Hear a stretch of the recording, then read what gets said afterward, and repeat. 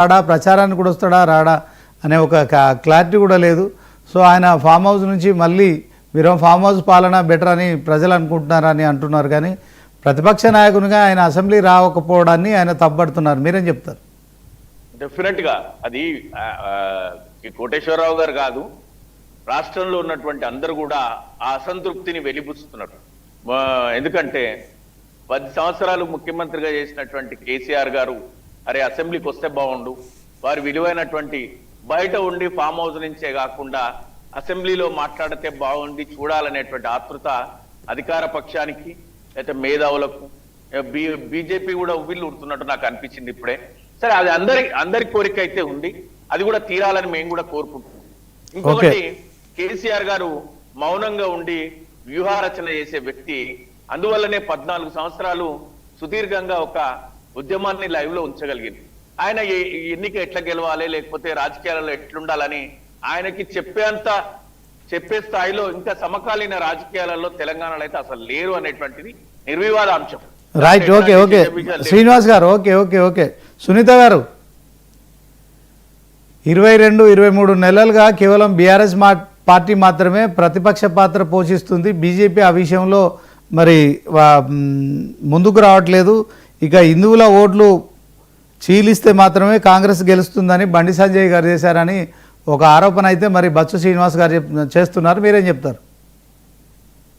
ఇప్పుడు కాంగ్రెస్ ని గెలిపించాలని బీజేపీ ప్రయత్నిస్తుంది అంటే నవ్విపోతారు నాకేంటన్నట్టు ఉంటుంది సార్. ఎందుకు అంటే మనము దేశవ్యాప్తంగా మాకు బీజేపీ వర్సెస్ కాంగ్రెసే నడుస్తుంది. ఎప్పుడు మేము కాంగ్రెస్ పార్టీకి సపోర్ట్ చేయడం అనేది జరిగే పనే కాదు. ఇంకొకటి, నా అభ్యర్థిని నేను కంటెస్ట్ చేయిస్తూ ఇంకో అభ్యర్థి కోసం ప్రయత్నం చేసే అవసరం మాకు లేదు.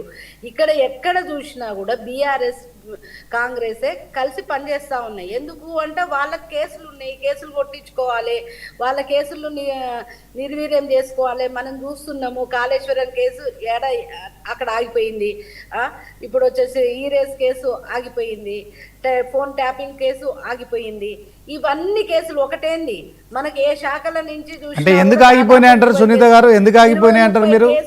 గొర్రెల స్కామ్ అని, ఆ స్కామ్ అని, సునీత గారు ఇన్ని స్కాములు ఉన్నాయి కాబట్టి వాళ్ళతో కొలీడ్ అయిపోయి వాళ్ళు కలిసి పని చేసుకుంటున్నారు.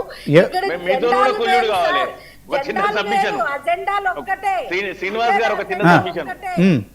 నిజంగా ఈ కేసులకు మేము భయపడితే బీజేపీతో కూడా కొల్యూడు కావాలి మేము. సునీత గారు భయపడే కదా సార్, మాకు భయపడే కదా సిబిఐని రాకుండా ఆపుకున్నారు మీరు.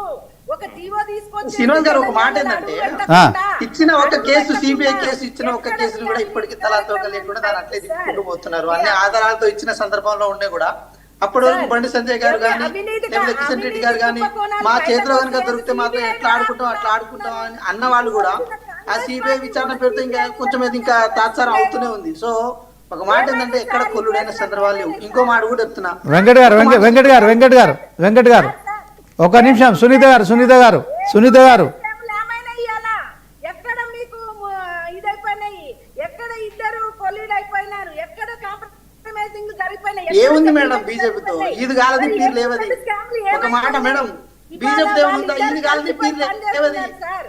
ఏది మొత్తం గురించి మాట్లాడు తప్ప జూబిలీకి ఏం చేస్తున్నాము, ఏం చేయబోతున్నాం, కేంద్రంలో అధికారులు ఏమైనా ఇల్లు కట్టిస్తావా, లేకపోతే ఏమైనా కొత్త రోడ్ బయట ప్రాజెక్ట్ తీసుకొస్తావా, ఏది అక్కడ ఉన్న బస్తీ పోరగాళ్ళకి ఏమైనా ఇంప్లిమెంట్ చేస్తున్నాం, ఇవన్నీ ఏం లేదు. పెద్దమ్మ గుడి దగ్గర రాజకీయాలు చేయాలి. వెంకట్ గారు ఒక నిమిషం. వెంకట్ గారు, సునీత గారు వెంకట్ గారు ఒక మాట, ఒక నిమిషం.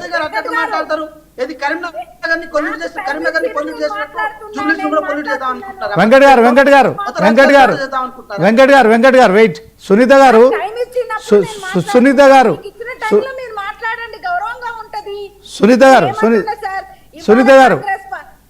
గారు ఆ విచారణలు ఎందుకు ఆగిపోయినాయి, ఎవరితో కలుస్తున్నారు, ఆ విషయం చెప్పండి. నేనేమంటున్నా సార్ అంటే ఇవాళ కాంగ్రెస్ పార్టీని కూడా అసహించుకునే పరిస్థితి ఉంది సార్. ఎందుకు అంటే ఈ రోజు మేము ప్రచారంలో తిరుగుతుంటే ప్రజలు అడిగేదేంటి, కాంగ్రెస్ పార్టీ ఇచ్చిన 6 గ్యారంటీలలో బస్సు మీరేం అడుగుతున్నారు మేడం? కేంద్రంలో బీజేపీ ఉంది కదా, 2 కోట్ల ఉద్యోగాలు ఇచ్చిన అడుగుతున్నారా? లేకపోతే మేము కేంద్రంలో ఉన్నాం, మా కిషన్ రెడ్డి గారు కేంద్ర మంత్రిగా ఉన్నారు, మేము ఏది సికింద్రాబాద్ పార్లమెంట్ లోనే జూబ్లీస్ వస్తుంది, నేను ఈ నిధులు తీసుకొచ్చినా, ఈ రోడ్డు తీసుకొచ్చినా, ఈ ఇల్లు తీసుకొచ్చినా అని చెప్పి మీరు అడుగుతున్నారా, లేకపోతే మీరు చెప్తున్నారా? ఎంతసేపటికి పెద్ద గుడి చుట్టూ రాజకీయాలు చేస్తున్నారు కదా, మత రాజకీయాలు చేస్తున్నారు. వెంకట్ గారు అభివృద్ధి మీద మాట్లాడుతున్నాం, సంక్షేమం మీద మాట్లాడుతున్నాం, మేము చేయాల్సిన పని మీద మాట్లాడుతున్నాం, కానీ మీరు చేయాల్సిన వాటి మీద, తీసుకోవాల్సిన వాటి మీద మాట్లాడండి. మళ్ళీ ఇప్పటికీ వెంకట్ గారు వెయిట్, వెంకట్ గారు సునీత గారు సార్ నేను ఏమంటున్నాను సార్ అంటే ఇవాళ మేము ప్రచారానికి తిరుగుతుంటే ప్రతి ఒక్క ఆటవాడు అడుగుతున్నాడు సార్, 12,000 రూపాయలు మాకు ఇస్తానన్నారు మేడం, ఇప్పటి వరకు ఇచ్చింది లేదు. ఆడబిడ్డలు అడుగుతున్నారు సార్, 2,500 రూపాయలు ఇస్తానని మమ్మల్ని మోసం చేసిండు రేవంత్ రెడ్డి అని అడుగుతున్నారు సార్. ప్రతి ఆడబిడ్డ పెళ్ళైన ప్రతి ఆడబిడ్డ ఏమడుగుతుంది సార్, ఇవాళ 1,30,000 బంగారు పెరిగిపోయిందమ్మా, మాకు పెళ్ళై 7.5 అవుతుంది, ఇప్పటి వరకు బంగారు లేదు, 1,00,000 రూపాయలు లేవు, 1,00,000 రూపాయలతో పాటు బంగారు కూడా లేదని అడుగుతున్నారు సార్. పెద్ద మనుషులు ఉన్నారు, పెన్షన్ల కోసం వెయిట్ చేస్తున్నారు, ఆయన 2 చేతులు 2 ఏళ్ళు ఒక సైడ్ 4 ఏళ్ళు ఒక సైడ్ చూపించి మీరు 15 రోజులలో నేను వస్తున్నా 2,000 కావాలా 4,000 కావాలని చూపించిండు. ఒక్కనాడు మొహం చూపించలేదమ్మా, మాకు 4,000 కాదు 2,000 చక్కకిచ్చే పరిస్థితి లేదని చెప్పి అవ్వలు తాతలు అడుగుతున్నారు. ఇవన్నీ ఇవాళ జూబ్లీ హిల్స్ పోతే అడుగుతున్నారు. ఇవన్నీ పక్కన పెట్టిన డెవలప్మెంట్ అనేది అసలు లేనే లేదు, మురికి కాలువలు కప్పు కొడుతున్నాయి అక్కడ. ఇగో ఏమన్నా ఒక మాట స్ట్రైట్ అడుగుతున్నా సునీత గారు, నేను స్ట్రైట్ గా ఒక క్వశ్చన్ అడుగుతున్నా సునీత గారు. ఇప్పుడు కిషన్ రెడ్డి గారు పార్లమెంట్ లో ఉన్న జూబ్లీ కాన్ఫరెన్స్ కి కేంద్ర మంత్రిగా ఉన్న కిషన్ రెడ్డి గారు, 2 పర్యాలు మంత్రిగా చేసిన కిషన్ రెడ్డి గారు జూబ్లీస్ కి ఏం తెచ్చిరని ఒక మాట చెప్పండి. జూబ్లీస్ కి ఏం తెచ్చిరని ఒక మాట చెప్పండి. జూబ్లీస్ కి కిషన్ రెడ్డి గారు ఏం తెచ్చింది కేంద్ర ప్రభుత్వం నుంచి? సునీత గారు ఒక నిమిషం, అది అడుగుతలేరా జూబ్లీస్ ప్రజలు? సునీత గారు వెంకట్ గారు ఒక నిమిషం, సునీత గారు ఒక నిమిషం. సునీత గారు ఓకే, 22 నెలల పాలనలో కాంగ్రెస్ ఇచ్చిన హామీల విషయంలో ప్రజలు ప్రశ్నిస్తున్నారు. ఓకే వెంకట్ గారు చెప్పండి సార్. ఇప్పుడు సార్ కేంద్రంలో బీజేపీ ఉంది, 10 సంవత్సరాల పాటు అధికారంలో ఉంది, ఏది ఇంకో 5 సంవత్సరాలు పరిపాలించడానికి అవకాశం కూడా తీసుకుంది. జూబ్లీస్ ప్రజలు కూడా, జూబ్లీస్ ఓటర్లు కూడా, జూబ్లీస్ యువకులు కూడా కేంద్ర ప్రభుత్వ ఉద్యోగాలకు అర్హులే. జూబ్లీస్ ప్రజలు, జూబ్లీస్ ఓటర్లు కూడా కేంద్రం ఉన్న పథకాలకు అర్హులే. మేమేమంటున్నాము, 2 పర్యాయాలు కేంద్ర మంత్రిగా చేసిన కిషన్ రెడ్డి గారు జూబ్లీస్ ప్రజలకు కొత్తగా తెచ్చింది ఏంది, కొత్తగా వాళ్ళకు దిశానిర్దేశం చూపించింది ఏంది, జూబ్లీస్ ప్రజలకు ఏది సికింద్రాబాద్ పార్లమెంట్ లో భాగంగా వాళ్ళకి చేసిన మేలేందో కూడా చెప్పాలి. ఇవన్నీ ఆటో డ్రైవర్లు అడుగుతలేరు, మహిళలు అడుగుతారు, కానీ ఎక్కడ అడుగుతారని చెప్పి ముందే మీరే మసీదు చుట్టూ రాజకీయాలు తిప్పడం, పెద్దమ్మ గుడి చుట్టూ రాజకీయాలు తిప్పడం, పెద్దమ్మ గుడి కట్టిస్తా అంటున్నారు. పెద్దమ్మ గుడి కట్టి మీరు కట్టించేది ఏంటండి? కాంగ్రెస్ పార్టీ సంబంధించిన పీజీఆర్ గారు పెద్దమ్మ గుడి కట్టించారు. పెద్దమ్మ గుడిని ఈ రోజు ఇంత ప్రతిష్టను తీసుకొచ్చింది పీజీఆర్ గారు. పీజీఆర్ గారు కాంగ్రెస్ పార్టీ నాయకుడు, కాంగ్రెస్ పార్టీ కార్మిక నాయకుడు. మీరు చేసేది ఇటుక పెళ్ళి ఎవరు పెట్టిరాడా, లేకపోతే సిమెంట్ కప్పిరా దాని చుట్టూ? సో ఒకటే అంటున్నాము, మత రాజకీయాలు మానుకోండి. పేదల కడుపులను మతం నింపదు, పేదల కడుపులను మతం అన్నం పెట్టదు. పేదల కడుపు కావాల్సింది ఆర్థిక స్వావలంబన, సామాజిక చైతన్యం, ఇవన్నీ కావాలి. ఇవన్నీ బీజేపీ ఇవ్వలేదు.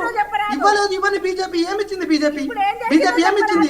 ఇప్పటికి అడుగుతున్నారు జూబ్లీస్ ప్రజలు, సార్ మీరు ఏం చేస్తారంటే ఏం లేదు, మీకు గుడి కట్టిస్తాం, మీకు భూమిని కేటాయిస్తాం. సార్ పేద ప్రజలకు ఇల్లు కట్టిందని అడుగుతున్నారు సార్, కొత్తగా ఒక డెవలప్మెంట్ ప్రాజెక్ట్ ఇవ్వమని అడుగుతున్నారు. అవి కావాలి కదా సార్? శ్రీనివాస్ గారు దాని ఇది డెవలప్మెంట్ మేడం ఒక మాట అడుగుతున్నా వినండి. ఈ రోజు ప్రజలు ట్యాక్స్ కట్టేది గుళ్ళు గోపురాల కోసం కాదు, ప్రజలు ట్యాక్స్ కట్టేది గుళ్ళు గోపురాల కోసం కాదు, ప్రజలు ట్యాక్స్ కట్టేది సంక్షేమం కోసం, ప్రజలు ట్యాక్స్ కట్టేది డెవలప్మెంట్ కోసం. ఆ విషయాన్ని మీరు కేంద్ర మంత్రి ఎక్కడో ఏది కరీంనగర్ నుంచి ఇంపోర్ట్ చేసుకొని ఈరోజు జూబ్లీస్ మమ్మల్ని మత రాజకీయాలు చేస్తా అంటే ఇంకా కొత్తగా మీరు నేర్పించేది ఏంటంటే, శ్రీనివాస్ గారి పేరు దేవుని పేరు, శ్రీనివాస్ గారి పేరు దేవుని పేరే, కోటేశ్వరరావు గారి పేరు దేవుని పేరే, నా పేరు దేవుని పేరే, అందరు దేవుని పేరు పెట్టుకొని మళ్ళీ దేవుని గురించి మాట్లాడుకుంటే ఇంకా మన కడుపు ఎప్పుడు నిండుతుంది సార్. సో ఒక విషయం జూబ్లీస్ ప్రజలు ఆలోచించుకుంటున్నారు. ఇప్పటికీ జూబ్లీస్ బస్తీలో పేదరికం ఉంది సార్. మీకు సార్ శ్రీనివాస్ గారు మీరు కూర్చుంది కూడా ఇప్పుడు మీరు బంగ్లాలో కూర్చున్నారు, కానీ మీ పక్కన ఒక బస్తీ ఉంది. ఆ సినిమా వాళ్ళందరూ ఆ బస్తీలో నివసిస్తున్నారు. వాళ్ళ సంక్షేమం గురించి ఆలోచించాల్సిన అవసరం ఉంది. అది కాంగ్రెస్ పార్టీ ఆలోచిస్తుంది, కాంగ్రెస్ ప్రభుత్వం ఆలోచిస్తుంది.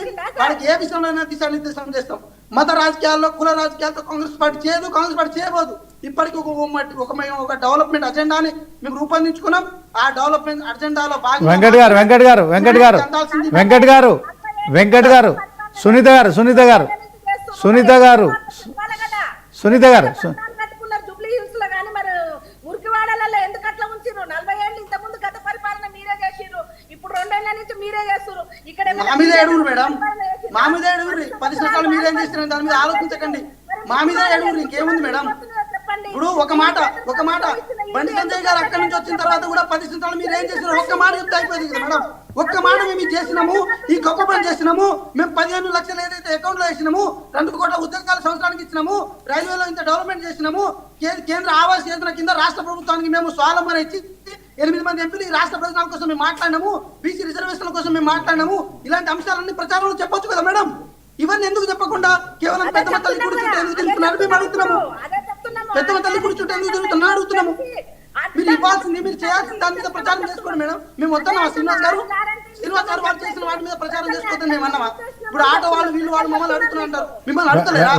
వెంకట్ గారు ఇప్పుడు సునీత గారు ఏం కామెంట్ చేసిరంటే దాంట్లో మీరు విచారణల పేరుతో కాలయాపన చేస్తున్నారు, బీఆర్ఎస్ కాంగ్రెస్ కొల్యూడ్ అయిపోయినాయనే ఆరోపణ చేస్తున్నారు, దానికి ఏం చెప్తారు? ఇప్పుడు సిబిఐకి కాళేశ్వరం కేసు ఇచ్చి ఎన్ని నెలలు అయిందండి? దాంట్లో ఏమైనా పురోగతి ఉందా? అంతా ఏది స్కాన్ చేసి జిరాక్స్ చేసి ఎంఆర్ఐ స్కాన్ చేసి దాంతో పాటు షుగర్ టెస్టులు బీపీ టెస్టులు అన్ని టెస్ట్ చేసి రిపోర్ట్ పెట్టిన తర్వాత డాక్టర్ దగ్గర మెడిసిన్ రావడానికి లేట్ పడుతుందండి. ఎందుకు లేట్ పడుతుందని నాకు అర్థం కాదు. ఇప్పుడు కూడా మేము కూడా కొల్లడైనా మేము కూడా రాజకీయ ఆరోపణలు చేయొచ్చు. సునీత గారు ఆగండి. అది ఉద్దేశం కాదు కదా శ్రీనివాస్ గారు. మేమేమంటున్నాం అంటే రాజ్యాంగబద్ధ సంస్థల మీద ఏది లీగల్ సంస్థల మీద ఒక రాష్ట్ర ప్రభుత్వానికి కానీ కేంద్ర ప్రభుత్వానికి గౌరవం ఉంటుంది. ఆ గౌరవం మేరకు ఈ రోజు విచారణ చేపడుతున్నాం. ఇన్ కేసు రాజకీయ కక్ష కనుక మాకు ఉండాల్సి వస్తే ఈ పాటికి ఎప్పుడో రాజకీయ కక్ష సాధించుకునేటోళ్ళం. కానీ దానికోసం కాదు కదా ప్రజలు మాకు అవకాశం ఇచ్చింది. దానికోసం కాదు కదా మాకు ప్రజలు అవకాశం ఇచ్చింది. మీరు అన్నారు ఏది ప్రతి సభలో ప్రతి సమావేశాల్లో శ్రీనివాస్ గారు మీకు ఐడియా ఉండుంటుంది. బండి సంజయ్ గారు ప్రజా సంగ్రహం యాత్రలో ఒక యాత్ర చేస్తారు అప్పుడు అధ్యక్షులుగా ఉన్నప్పుడు ప్రతి సభలో ప్రధానంగా వాడే మాట ఏంటంటే కాళేశ్వరంలో అవినీతి జరిగింది, సిబిఐ ద్వారా విచారణ చేపడతాం, విచారణ చేపట్టి వెంటనే కేసీఆర్ గారిని కేటీఆర్ గారిని దాంట్లో ఉన్న పార్టీలందరినీ జైలు పాలు చేస్తామని చెప్పిన సందర్భాలు ఉండే. ఈ రోజు మేము కమిషన్ ఏర్పాటు చేసి కమిషన్ ఒక రిపోర్ట్ తయారు చేసి మీరు నేషనల్ డ్యామ్ సేఫ్టీ అథారిటీ కానీ లేకపోతే క్యాగ్ కానీ ఇంటెలిజెన్స్ కానీ విజిలెన్స్ కానీ ఇలా అన్ని రిపోర్ట్లు కాళేశ్వరంలో అవినీతి జరిగింది, లోపగారి ఒప్పందం జరిగింది, తప్పులు జరిగింది అని చెప్పిన తర్వాత మీ చేతిలో ఇచ్చిన తర్వాత కూడా ఇంతవరకు దానికి పురోగతి ఎందుకు సాధించలేదు? మీరు కూడా కొల్లిడ్ అయినట్టేనా దాని అర్థం? అవసరం లేదు మేడం మాకు సెటిల్మెంట్. నిరూపించండి సెటిల్మెంట్ చేసుకుని మీరు చెప్పారు కదా. ఇప్పుడు సునీత గారు చెప్పిన మాటకు సుమోటుగా తీసుకొని సిబిఐ కూడా సెటిల్మెంట్ చేసుకుని చెప్పే మాట అన్నారు కదా, దాన్ని సుమోటుగా తీసుకొచ్చి మళ్ళీ విచారణ చేపట్టవచ్చు, తప్పే ఉంది. సెటిల్మెంట్లు చేసుకున్న తర్వాత సిబిఐకి ఇచ్చిరంటున్నారు సునీత గారు. మీరు సిబిఐ కూడా అది కూడా విచారణ చేస్తారు కదా సెటిల్మెంట్ చేసుకున్నారా లేదని చెప్పి. సిబిఐ దగ్గర ఆ మాత్రం సోర్సెస్ లేవా సార్? సునీత గారు చెప్పిన విషయాన్ని కూడా సుమోటోగా తీసుకోవచ్చు. మీరు కూడా అదే విషయాన్ని ప్రస్తావన పెట్టవచ్చు. మీరు ఏది తమిళనాడు పెట్టండి సార్, మీరు తమిళనాడు పెట్టండి ఇట్లా చెప్పారని చెప్పి దాన్ని కూడా సుమోటోగా సిబిఐ తీసుకోవచ్చు ఒక సోర్స్ గా. అమిత్ షాను కలుస్తా అని చెప్పింది సార్. మరి అమిత్ షా కలిసి మీరు మీ దగ్గర ఉన్న ఆధారాలను ఇస్తానని 2023 నవంబర్ లో చెప్పిన మనిషి మరి ఆఫ్టర్ తను పదవిలోకి వచ్చినాక ఎందుకు ఇవ్వలేదు అంటే ఈ వీళ్ళ అన్ని ఎలాంటివి అంటే తెలిసిన కాంగ్రెస్ ప్రభుత్వ లావాదేవీలు ఏ విధంగా ఉంటాయంటే బెదిరించు సెటిల్మెంట్ చేయి. వాళ్ళ గత చరిత్ర చూసినా అదే, ప్రస్తుత చరిత్ర చూసినా అదే, ఇప్పుడు నడుస్తున్నది కూడా అదే. వీళ్ళు మంత్రులే సెటిల్మెంట్లు చేసుకుంటున్నారు. అంతంత పెద్ద స్కామ్లలో వీళ్ళు మొత్తం సెటిల్మెంట్లు సెటిల్మెంట్ అంటే నేను ఆరోపిస్తున్నా. సెటిల్మెంట్ అంటే చెప్పరా మేడం? సెటిల్మెంట్ అంటే ఏంటి చెప్పరా మేడం? మేడం సెటిల్మెంట్ అంటే ఇద్దరు అమ్మడం ఇద్దరు కొనడం, ఇద్దరు కొనడాన్ని సెటిల్మెంట్ అంటారు. ఓకే ఒక నిమిషం సునీత గారు వెంకట్ గారు ఒక నిమిషం వెయిట్ ఒక్క నిమిషం ఆగండి. బచ్చు శ్రీనివాస్ గారు ఒక నిమిషం. ఓకే బచ్చు శ్రీనివాస్ గారు సెటిల్మెంట్ల మాయము వాళ్ళ ఎమ్మెల్యేలు చెప్తున్నారు, వాళ్ళ మంత్రులు చెప్తున్నారు, వాళ్ళ రోడ్డు మీదకి గన్ కల్చర్ ను తీసుకొచ్చిండ్రు, గన్నులు పెట్టి కాల్చుకొని సెటిల్మెంట్లు చేసుకుంటున్నారు, వ్యాపారస్తులను బెదిరిస్తున్నారు, అన్ని బయటకు వస్తున్నాయి. వెంకట్ గారు ఓకే సునీత గారు నిన్న 10 ఏళ్ల సర్వీస్ ఒక IAS officer, senior IAS officer 10 ఏళ్ల సర్వీస్ పెట్టుకొని ఇలా ఉద్యోగాలు రాక జనాలు ఏడుస్తుంటే అంత పెద్ద సీనియర్ అయ్యుండి అంత సర్వీస్ పెట్టుకొని బీఆర్ఎస్ తీసుకొని వెళ్ళిపోతున్నాడంటే మీ టార్చర్ ఎంత right. Okay okay okay madam. Venkat గారు సార్ చెప్పండి. ఇప్పుడు సార్ రజ్వీ గారు విఆర్ఎస్ ని ఈ రోజు బీజేపీ అంత వెనకేసుకోవాల్సిన అవసరం లేదు సార్. సార్ ఎందుకంటే ఒక మాట మేడం ఒక అప్రిషియేషన్ క్యాండిడేట్ ఏంటంటే ఫర్ ద ఫస్ట్ టైం ఒక ముస్లిం క్యాండిడేట్ మీరు అప్రిషియేషన్ చేసి ఏది డిఫెండ్ చేసుకున్నారు, అది అప్రిషియేషన్ క్యాండిడేట్. ఇంకా ఇన్ కేసు ఇంకా దానికి కొంచెం రివర్స్ అయి ఉంటే ఈరోజు ముస్లిం కాబట్టి ఆ పని చేసి మీరు చెప్పే ప్రయత్నం కూడా చేసి ఉంటారేమో. కానీ ఒక మాట నేను ఏమంటున్నా అంటే సార్, ఒక మాట ఏంటంటే నిన్న గౌరవ మంత్రి గారు జూపల్లి కృష్ణారావు గారు చాలా సునీత గారు ఆగండి. చెప్పండి వెంకట్ గారు. ఇప్పుడు మొన్న గౌరవ జూపల్లి కృష్ణారావు గారు చాలా క్రిస్టల్ క్లియర్ గా ఏమని చెప్పిందంటే పాలసీ మేకింగ్ లో ఏదైతే ఎగ్జిక్యూటివ్ బాడీ ఉందో దానికి హెడ్ గా ఉన్న ఎవరైతే మన మంత్రి గారు ఉంటారో, చీఫ్ హెడ్ గా ఉన్న ముఖ్యమంత్రి గారు ఎవరైతే ఉన్నారో వారి ఆదేశాల మేరకు పాలసీ ఫ్రేమ్వర్క్ తీయాల్సిన బాధ్యత అధికారులకు ఉంటుంది. కానీ అధికారుల దగ్గర ఫైల్ పోయినప్పుడు దానికి ఏదో విధంగా రిప్లై అయినా ఇవ్వాల్సిన అవసరం ఉంటుంది, లేకపోతే దానికి ఏదో విధంగా దాన్ని ఇచ్చేయాల్సిన అవసరం ఉంది. ప్రతిసారికి సీఎం గారి దగ్గరికి ఆ ఫైల్ పంపించి దాన్ని మిస్గైడ్ చేసుకుంటూ ఆ ఫైల్ ని దానికి ఇచ్చేసుకుంటూ పోతున్నప్పుడు దాన్ని 100% దాని మీద అసెంట్ వ్యక్తం చేసిన సందర్భాలు ఉండే. కానీ ఒక మాట, రిజ్వీ గారి రాజీనామాని ప్రభుత్వం ఒత్తిడితో జరిగిందని చెప్పడం ఏదైతే ఉందో అది నిరాధారం. వారు ఏ కారణాల చేతైనా అది ఏది బీఆర్ఎస్ తీసుకొని ఉండొచ్చు కాక, కానీ మేమేమంటున్నాం, ఆ బీఆర్ఎస్ ని ఆపుతున్నాం కదా. ఎందుకు ఆపుతున్నాము? దాంట్లో ఏదైనా లోపాలు జరిగినా కూడా దాన్ని సంజాయించుకోవాల్సిన బాధ్యత అధికారికి ఉంటుంది.